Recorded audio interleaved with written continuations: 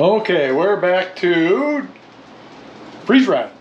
So, today we're going to do ham. And if you look here, I got the ham sliced on the trays.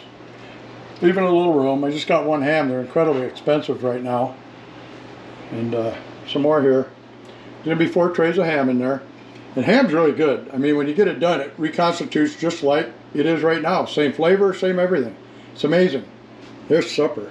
Ooh, filet mignon. Well aged.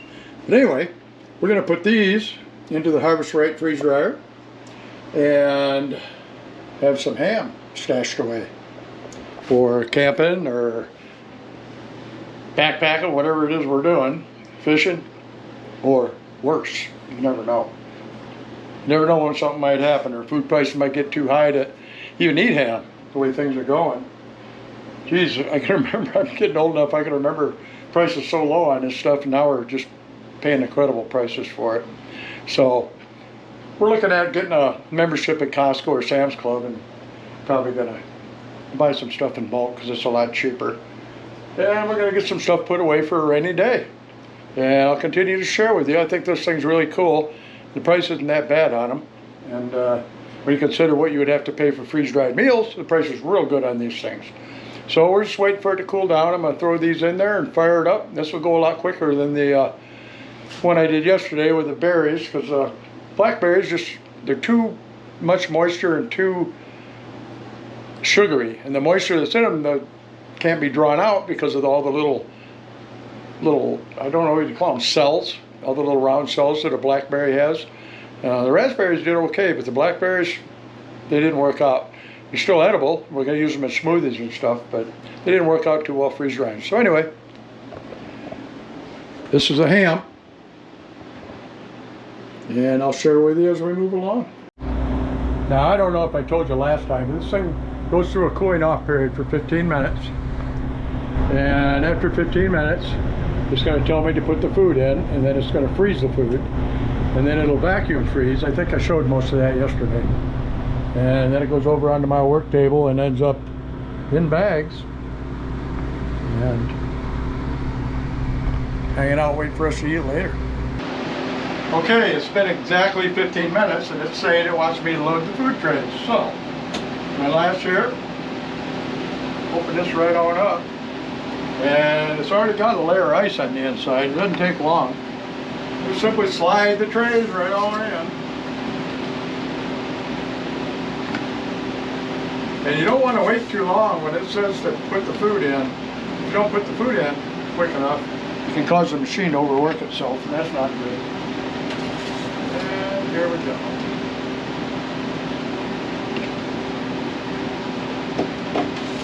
And our ham's all in there and ready to go. Now we're going to shut this, and we're going to hit continue. Make sure we got a seal. You can see a black ring on there. You're not going to see it too good from where you are, but I can see where the silicone ring is sealing fine. We're going to hit continue.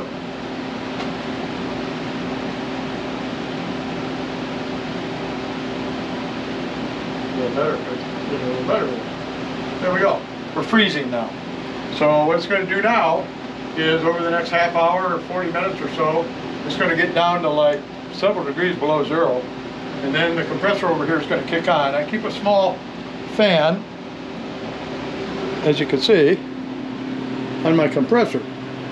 And the reason for that is it keeps it cool. We're in Arizona here, so I have to run an AC unit while I'm running this thing right now to help it along a little bit. And we got one like this that I'm using. It increases my production cost just a little bit, but I only have to run it until we get into the drying mode and I can shut it back off. So I keep this one running on the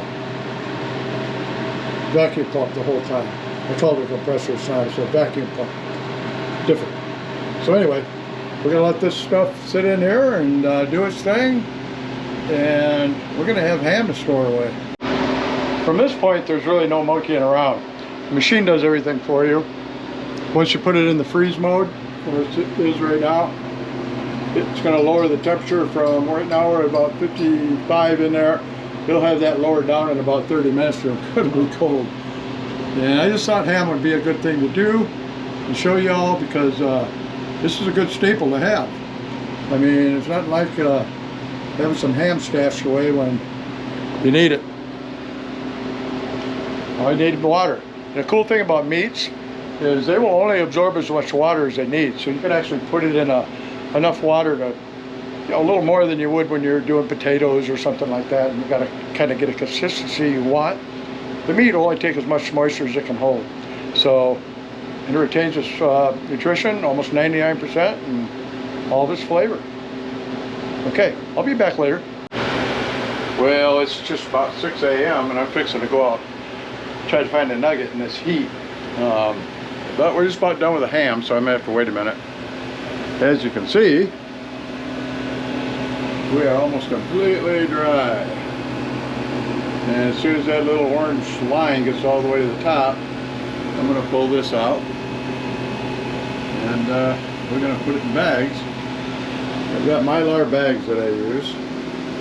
These came with a harvest right. And I've ordered some other ones. And there's a sealer right there. And you put a camera bag. We put an oxygen absorber in there, along with that ham, and label it and put it away. And maybe when I come back today, I'll do a deal where I reconstitute a piece of ham and see how it tastes. And for a little while though, I'm going to go out and try to find a nugget or two. It's just been so hot I haven't been able to get out. It's crazy. So anyway, I'll be back in a minute. Okay, we are done. So first thing we're going to do over here is shut this thing off because we don't need it. It's just making noise anyway.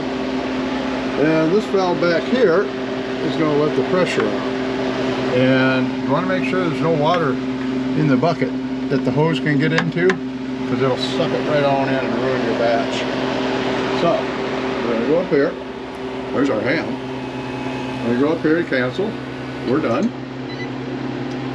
And we're going to open the drain valve to vent. Here we go. And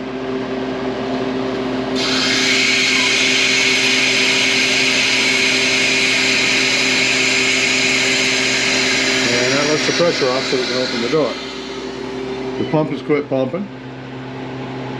And now we can open this. And there we have it. I'll pull our tray of this out. Set it right here. And look at this. Dry as a bone, my friends. That is what ham looks like when it's freeze-dried. This doesn't weigh anything. And as you can hear, it's completely done. So, we're going to shut the machine off. Ah, nice and quiet. And we're going to open this up and let the ice melt out. And we're going to bag this stuff. This is all done quite nicely. Look at that. And I'll reconstitute a piece of this maybe later when I get home from prospecting. I'll be pretty pooped out, but I'll do it. So for right now, I'm going to bag this stuff up.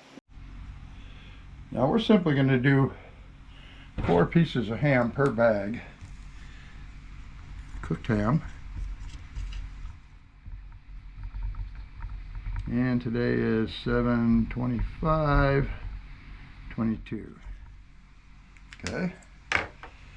And then take that ham, put it inside this Mylar bag. Got 1, 2, 3, 4, and then we got 5 chunks of ham in there, ham slices. They're pretty good sized. So, and we're gonna open this up.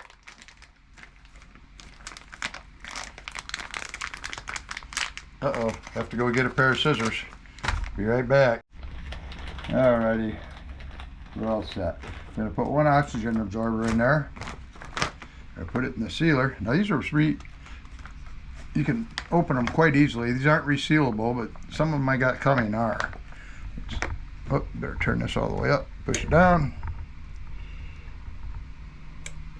And we're sealed. Just like that. That'll last for 25 years, my friends. Pretty close to it. So, there you have it. And like I said, I'll try to remember to come home this afternoon and reconstitute a piece of ham for you, see how it works out. I already know they come out good, but I gotta show you guys. But anyway, cooked ham. When the prices go up, you're going backpacking, no matter what the case may be, bug out, you got food. High protein food. It doesn't lose any of its food value, flavor. Can't go wrong. Just add water. Alrighty, as promised, here's the 2 heel pieces of the ham. And listen, you can ring the bowl with it. They're dry as a bone. I got a little bit of warm water in here. And we're going to toss these 2 pieces of ham in this warm water and wait a few minutes and see what we got. Now meat, you can put in right in water because it won't soak up any more water than it will need or whatever. It's not like potatoes or bread products or something like that that is going to get mushy. This isn't going to get mushy. It's just going to reconstitute, and I'm going to take it out of here, and Tammy and I are going to taste it. Well, check it out. Just looks like ham.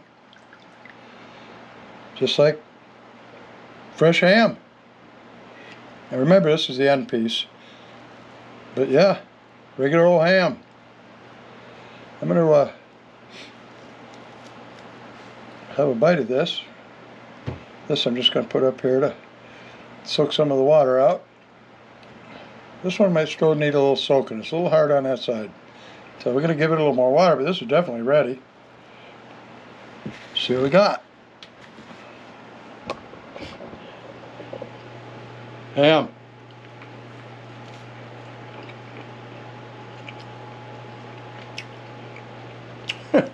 Doesn't taste a bit different than when I was cutting it up. Good stuff. Wonderful machine. Like, subscribe, ring the bell. I'll share some more of this stuff with you coming up. Nugget shooter out. Good ham.